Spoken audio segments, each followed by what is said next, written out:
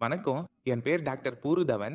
இன்று இந்த வீடியோவில் நாம் சிறுநீரக சிஸ்ட் பற்றி பேசப் போகிறோம். சிறுநீரக சிஸ்ட் என்றால் என்ன? அது ஏன் உருவாகிறது? எப்போது அது ஆபத்தானதாக மாறும்? மற்றும் அதை எப்படி தீர்க்கலாம் என்பதையும் தெரிந்து கொள்வோம்.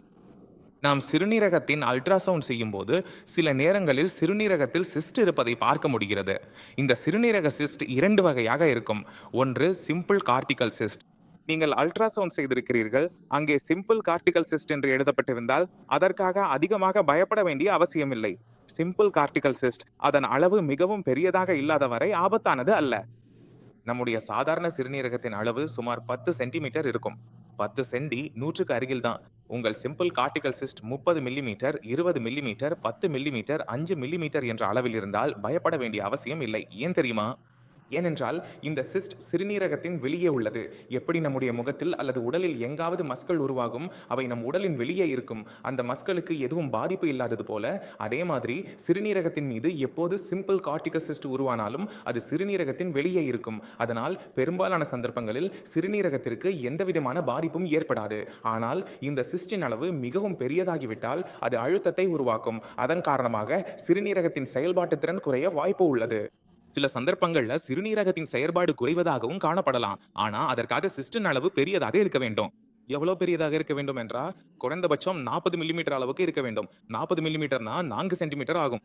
அப்படி என்றால் உங்கள் அல்கசாம் அறிக்கையில் 4 சென்டிமீட்டருக்கு மேல் சிம்பிள் கார்டிகல் சிஸ்ட் இருக்கிறது, சிறுநீரில் புரதம் வருகிறது என்றால் உங்கள் சிறுநீரகத்திற்கு இந்த சிம்பிள் கார்டிகல் சிஸ்ட் காரணமாக பாதிப்பு ஏற்படுகிறது என்று கருதலாம். இது மிகவும் அரிதாக நடக்கும் விஷயம். இப்போது நாம் பார்க்க போகிறோம். உங்கள் சிறுநீரகத்தின் அளவு அதிகமாக வந்தால், உதாரணத்திற்கு சிறுநீரகத்தின் அளவு 13 சென்டிமீட்டர், 14 சென்டிமீட்டர் அல்லது 18 சென்டிமீட்டர், 20 சென்டிமீட்டராக இருந்தால், மேலும் பல சிஸ்ட்கள், 12 அல்ல அதற்கு மேல் நிறைய சிஸ்ட்கள் இருந்தால், இதனை நாங்கள் பாலிசிஸ்டிக் கிட்னி நோய் என்று அழைக்கிறோம். இந்த பாலிசிஸ்டிக் கிட்னி நோய் என்பது ஒரு மரபணு குறைபாடு.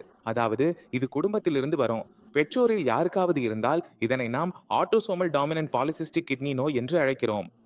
சில சமயங்களில் என்ன நடக்கிறது என்றால், பெற்றோருக்கு இது தெரியாமல் இருக்கலாம். ஆனால் அது உங்களிடமிருந்து துவங்கும் வாய்ப்பு இருக்கிறது. இதனை நான் ஆட்டோசோமல் ரிசசிவ் பாலிசிஸ்டிக் நோய் என்று அழைக்கிறோம். இதில் கிட்னியின் உள்ளும் வெளியும் கட்டிகள் உருவாகின்றன. இதனால் கிட்னி இயங்கும் திறன் பாதிக்கப்படுகிறது. இரத்தம் சுத்தமாகும் பகுதி பாதிக்கப்படுகிறது. நீங்கள் திரையை பார்க்க முடிகிறது போல.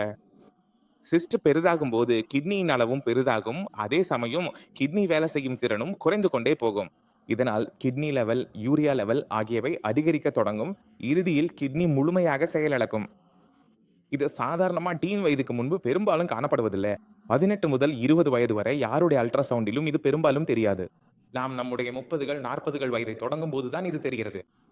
உடல்ல இந்த நோய்க்கு காரணமான ஜீன் உள்ளவர்களுக்கு இந்த பிரச்சனை வர ஆரம்பிக்கும். இதற்கும் லெவல்கள் இருக்கின்றன. கிரேட் 1, கிரேட் 2, கிரேட் 3 இந்த மாதிரி நாம இதை பிரிக்கிறோம். கிரேட் 1ல என்ன நடக்குது என்றால், சிஸ்ட் இருக்கிறது, ஆனா அது பெரியதாக இல்லாமல் சிறுநீரகத்திற்கு பாதிப்பு ஏற்படுத்தவில்லை. கிரேட் 2ல என்ன நடக்குதுன்னா, சிறுநீரகத்திற்கு பாதிப்பு ஏற்பட ஆரம்பிக்கிறது. ஆனா அது இப்போதே அதிக பாதிப்பை ஏற்படுத்தவில்லை. சிறுநீரகத்தின் அளவு இவ்வளவு பெரியதாக ஆகவில்லை. அது முற்றிலும் சேதப்படுத்தும் அளவுக்கு இல்லை. கிரேட் 3ல் என்ன நடக்குதுன்றா, அது ரொம்ப சீக்கிரம் ஆரம்பிக்கிறது. நீங்கள் இப்போது 20 வயதாக இருக்கிறீர்கள், ஆனால் சிறுநீரகம் முழுமையாக சேதமடைந்து விட்டது என்றால் அதையே கிரேட் 3 என்று சொல்வார்கள். சிறிய வயதுல சிறுநீரகம் முழுமையா சேதமடைந்தா அந்த நோயாளிக்கு எதிர்காலத்துல பிரச்சனை வரும் என்று நமக்கு தெரியும். ஆனா அது எப்போது ஆரம்பிக்கும் என்று யாருக்கும் தெரியாது. இப்போது இந்த சிஸ்ட் உருவாகிறது என்றா அதுக்குள் என்ன நடக்குது, இது எப்படி உருவாகுதுன்னு பார்ப்போம். இது உருவாகும் காரணம் மரபணு காரணமாகட்டா, உங்களுடைய மூக்கு எப்படி இருக்கும், காதுகள் எப்படி உருவாகும் என்பதெல்லாம் உங்களுக்கு குடும்பத்திலிருந்து வந்திருக்கும்.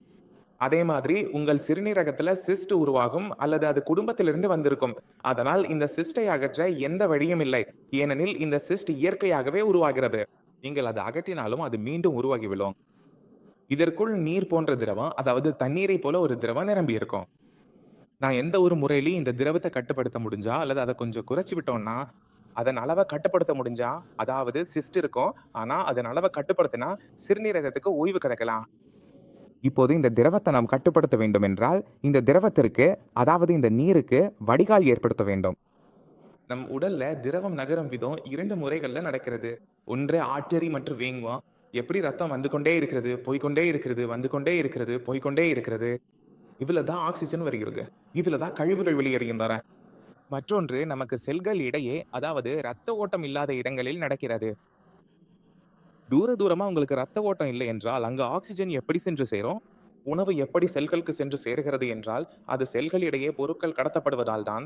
அதனால் நாம் இந்த செயல்முறையை எப்படியாவது மேம்படுத்தினால், நாம் என்ன பார்க்கிறோம் என்றால், அந்த திரவத்தின் அளவு அல்லது சிஸ்டின் அளவு இவ்வளவு வேகமாக அதிகரிக்காது. இதனால் நமக்கு என்ன நன்மை கிடைக்கிறது என்றால், கிட்டின் அளவு, யூரியா அளவு அதிகரிப்பதும் இருக்கிறது. ஏனெனில் ஏற்கனவே திரவம் நிரம்பி இருக்கிறது. அது அதிக அழுத்தத்தை உருவாக்க முடியவில்லை. அதனால் சிறுநீரகத்திற்கு மேலும் சேதம் ஏற்பட முடியாது. இதனால் அந்த அளவுகள் குறையும், நிலைத்திருக்கும். இதுவே பாலிசிஸ்டிக் கிட்னி நோய்க்கான சிகிச்சை. இதில் நோயாளிக்கு சாதாரண கார்டிகல் சிஸ்ட் இருந்தால் பெரும்பாலான சந்தர்ப்பங்களில் எந்த சிகிச்சையும் தேவையில்லை. ஆனால் புரதம் யூரினில் வருகிறது என்றால் சிகிச்சை தேவைப்படும். அளவு அதிகமாக இருந்தால் தேவைப்படும். இல்லையெனில் சிகிச்சை தேவையில்லை. ஆனால் உங்களுக்கு பாலிசிஸ்டிக் கிட்னி நோய் இருப்பது தெரிந்தால் இந்த நோயை எவ்வளவு முடியுமோ தாமதப்படுத்த முயற்சி செய்ய வேண்டும். அதற்காக உங்கள் இரத்த அழுத்தத்தை கவனிக்க வேண்டும். ஏனெனில் நீங்கள் பாலிசிஸ்டிக் கிட்னி நோயாளி என்றால் கிட்னி சிஸ்ட் காரணமாக பாதிக்கப்படுகிறது. ஆனால் உங்கள் பிபி அதிகரித்தால் இரண்டு நோய்களும் சேர்ந்து கிட்னிக்கு சேதம் செய்யும். அப்படி நடந்தால் கிட்னியை பாதுகாப்பது கடினமாகிவிடும். அதனால் நாமும் நம்மை சிறிய நோய்களிலிருந்தும் பாதுகாக்க வேண்டும். உதாரணமாக பிபி, சர்க்கரை போன்றவை. பாலிசிஸ்டிக் கிட்னி நோயில் உள்ள சிஸ்டில் திரவம் சேரும். அதை நிர்வகிக்க நீங்கள் வாழ்நாள் முழுவதும் முயற்சி செய்ய வேண்டும். ஏனெனில் நீங்கள் வாழ்நாள் முழுவதும் நிர்வகித்தால் 10 முதல் 15 ஆண்டுகள் கூடுதலாக வாழ முடியும். இது நல்லது. எனவே நான் நம்புகிறேன். இந்த வீடியோவில் இருந்து நீங்கள் சிஸ்ட் பற்றி நிறைய விஷயங்களை புரிந்து கொண்டிருப்பீர்கள். அதாவது கிட்னியில் எத்தனை வகையானவை இருக்கின்றன, எது ஆபத்தானது, எது ஆபத்தானது அல்ல, மற்றும் அது எப்படி நிர்வகிக்கப்படுகிறது என்பதையும் தெரிந்து கொண்டிருப்பீர்கள். ஆயுர்வேதத்தின் உதவியுடன் உங்கள் மனதில் ஏதேனும் சந்தேகம் இருந்தால் அல்லது ஏதேனும் கேட்க விரும்பினால் மிகவும் வரவேற்கப்படுகிறீர்கள். நீங்கள் எப்போது வேண்டுமானாலும் எங்களை சந்திக்கலாம். இதனுடன் நான் உங்களிடம் விடைபெற விரும்புகிறேன். அடுத்த வீடியோவில் சந்திப்போம். அதுவரை வணக்கம்.